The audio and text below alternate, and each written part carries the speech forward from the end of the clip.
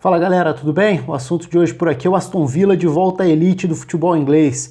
E foi dramático, como sempre são as decisões nos playoffs, né? Eu cheguei a falar por aqui do que significava, da questão financeira, todo o valor envolvido, o jogo mais valioso da história do futebol. Quer dizer, isso acontece a cada ano, né? Sempre considerado o jogo mais valioso do futebol mundial, e dessa vez algo parecido aí com 170 milhões de libras, pelo menos era o valor estimado. Eu explico no vídeo que está aqui embaixo, na descrição vou colocar o link para a explicação do porquê esse jogo tem esse caráter e tudo mais. Antes de começar a falar sobre esse acesso do Aston Villa, aproveito para lembrar você de curtir o canal, de curtir também o vídeo de hoje e de se inscrever também, só clicar aqui embaixo rapidinho, um clique, você já se inscreve, ajuda o canal a seguir crescendo por aqui. Mas vamos falar então desse acesso do Aston Villa, que é um clube extremamente tradicional, né? Para quem não tem a noção, a dimensão do que representa o Aston Villa, a gente está falando de um clube que foi campeão europeu em 1982, né?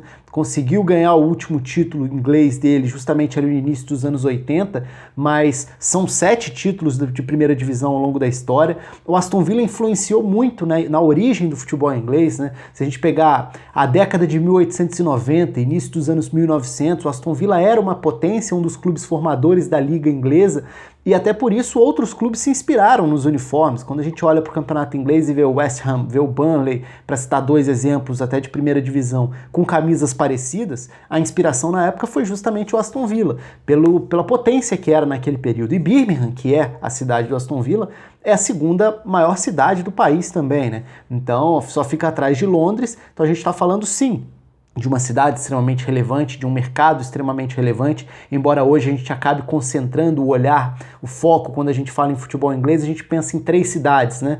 Londres, Liverpool e Manchester, mas Birmingham é uma das maiores cidades da Inglaterra e o Aston Villa é o maior representante da cidade, na região de West Midlands, onde também tem o Wolverhampton, onde também tem o West Bromwich, e o Aston Villa consegue voltar. E não foi um acesso fácil não, primeiro porque não daria para ser passando pelos playoffs, mas por todos os altos e baixos ao longo da temporada. O Aston Villa, na temporada passada, tinha batido na trave, perdeu justamente na final dos playoffs em Wembley para o Fulham, que era mais time naquele momento, e o Aston Villa começou essa temporada com muitas indefinições. Qual vai ser o futuro do comando? Primeiro, também passando pela questão da direção, então a mudança na direção do clube teria uma interferência direta em qual seria o perfil de trabalho. O Steve Bruce fazia um trabalho sólido, mas era um treinador mais defensivo, um treinador de um jogo mais feio, e existia uma cobrança muito grande para que o Aston Villa tentasse algo a mais na segunda divisão inglesa, até porque tem elenco para isso, era um dos principais elencos do campeonato. O Steve Bruce começa no cargo, mas já sem total respaldo.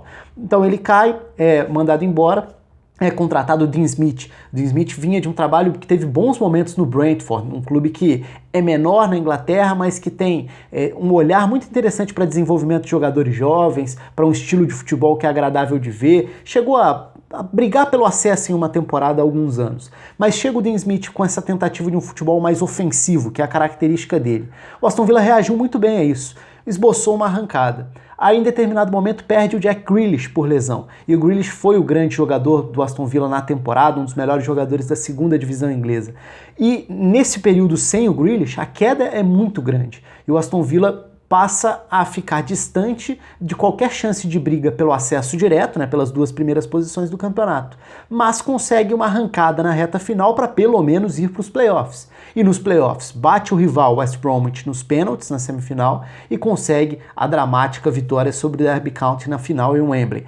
O Aston Villa era mais time, é mais time do que o Derby County. O Derby conseguiu surpreender ao eliminar o Leeds na semifinal. A final entre Leeds e Aston Villa tinha tudo para ser uma grande final, até em relação ao estilo de jogo dos 2 lados e tudo mais. 2 times que, de fato, sonharam mais do que o Derby County, que teve um início positivo, depois muitos problemas. Primeira temporada do Lampard como técnico, mas conseguiu chegar bastante longe também, chegando até essa decisão, quase subindo. O Derby County tem um trauma enorme com playoffs, sempre se dá mal em playoffs, nunca consegue o acesso dessa forma.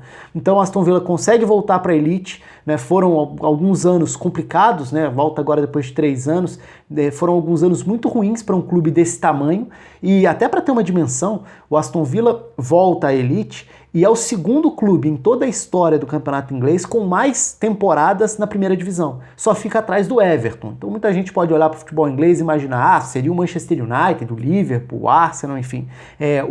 Eles seriam os líderes dessa lista? Não. Os clubes com mais temporadas na elite do futebol inglês são o Everton, como o primeiro disparado, o segundo é o Aston Villa, e aí depois sim, vem Liverpool, vem Arsenal, completando aí esse top 4 pelo menos.